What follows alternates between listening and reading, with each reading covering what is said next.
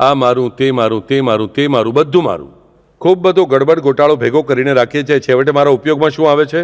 તો બધો ભેગો થયેલો સામાન નહીં, પણ મારો જે એકમાત્ર સદગુરુ તે પરમાત્મા છે તે જ, તે પરમેશ્વર છે તે જ, જે પરમ પુરુષ છે તે જ, બીજું કોઈ નહીં. અને આ ગુણાત્મક બદલાવ મારામાં થવા માટે જ મને તે પરમેશ્વરની કૃપાની આવશ્યકતા હોય છે. હું વારંવાર તમને કહું છું વાલાઓ, પરમેશ્વરનું નામ સ્મરણ કરવાની તમને બુદ્ધિ સૂજી.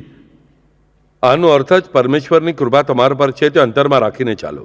કોઈ પણ કારણથી કેમ ન હોય, ભલે પોતાના માટે જ કેમ ન હોય, અમે ભગવાનને પુકારીએ છીએ.